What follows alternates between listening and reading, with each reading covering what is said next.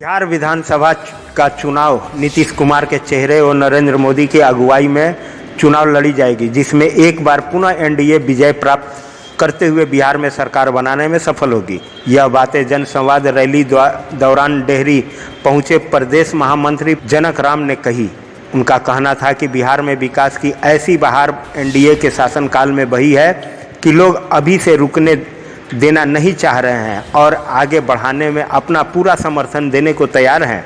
यह भ्रमण के दौरान लोगों से मिलने और बातें करने के बाद स्पष्ट हो गई है कि जहां केंद्र में बैठी मोदी सरकार अपने किए गए वादे को पूरा करने में लगी हुई है, वहीं बिहार में नीतीश कुमार ने विकास को ऐसी रफ्तार दी है कि इसकी सूरत ही बदल गई है। सुशासन की सरकार में चौतरफा विकास हो रहा है, जिसे और भी आगे ले जाने की जरूरत है। यहाँ वर्तमान में गठबंधन की ही सरकार बनेगी, जिसमें पूरी तरह से बढ़त मिलेगी। वहीं दूसरी तरफ महागठबंधन के साथ अन्य फ्रंट में मची अफरा तफरी इसे खुद ही ले बैठेगी, क्योंकि इसमें सभी पार्टियां मौकाप्रस्त है और सिर्फ अपने बारे में ही सोचने में काम कर रही है, जिसे बिहार और बिहारी जनता से कुछ भी लेना देना नहीं है। यहाँ के वर्तमान विधायक भाजपा के इंजीनियर सत्यनारायण सिंह यादव ने मिले अपने 1 वर्ष के कार्यकाल में ज़्यादा से ज़्यादा विकास का कार्य करने का काम किया है, जो एनडीए का मूल मंत्र है, क्योंकि एनडीए सभी बातों से ऊपर उठकर केवल विकास की रणनीति करती है और इसी पर ही कार्य को आगे बढ़ाने का काम भी करती है। वहीं अपना 24 न्यूज़ के संवाददाता के द्वारा पूछे गए एक सवालों की एनडीए में शामिल पार्टी लोजपा सहयोगी दूसरी पार्टी की ही खिलाफत कर रही है, कहीं है कुछ सोची समझी रणनीति का हिस्सा तो नहीं है, क्योंकि गठबंधन में रहकर अपने ही किसी पार्टी का विरोध करना यह कहां तक उचित है। इस पर प्रदेश महामंत्री थोड़े संकोच करते हुए कहा कि इस बार कुछ भी कहना बहुत जल्दबाजी होगी और यह तस्वीर भी अपने वालों दिनों में पूरी तरह से साफ हो जाएगी।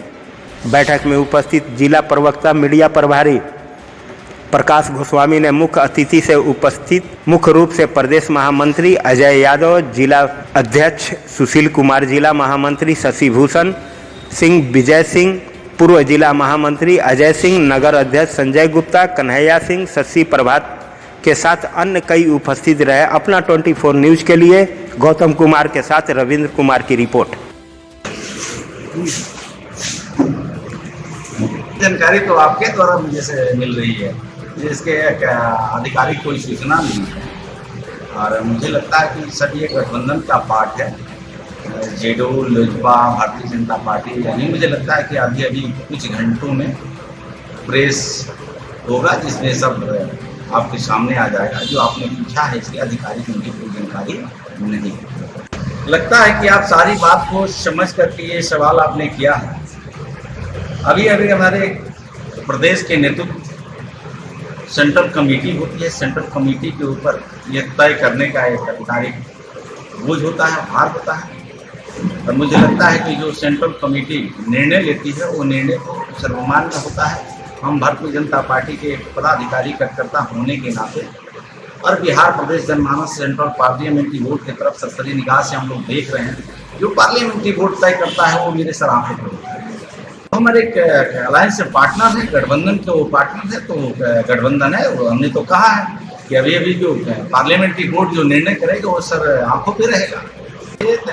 अलायंस अभी जो उसका खुलासा होगा कौन किसके साथ है कौन किसके साथ नहीं है।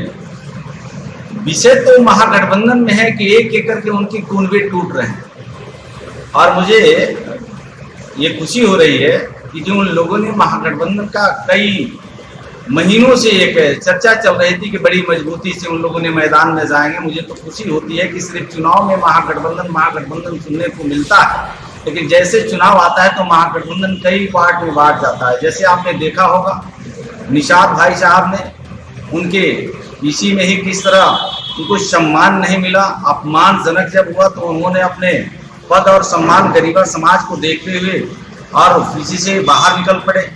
उसी तरह उपेंद्र कुशवाहा जी के साथ हुआ। एक एक करके कांग्रेस भी उनकी तरफ देख रही है। मुझे लगता है कि ये लोग जो चट्टे बट्टे मिल करके बिहार राज्य को उल्टे फिर पूर्ववर्ती सरकार में फंसाना चाह रहे थे। अभी बिहार की जनता फंसने नहीं जा रही है और उनके जो गठबंधन था एक करके बिखर रहा है। और जहां एनडीए गठबंधन की सवाल है तो बहुत मजबूत गठबंधन है। ये गठबंधन में किसी की आंच आने वाली नहीं। एक ही सीट पर जदयू और बस 24 घंटे के अंदर सारा चीज आपके सामने आ जाए।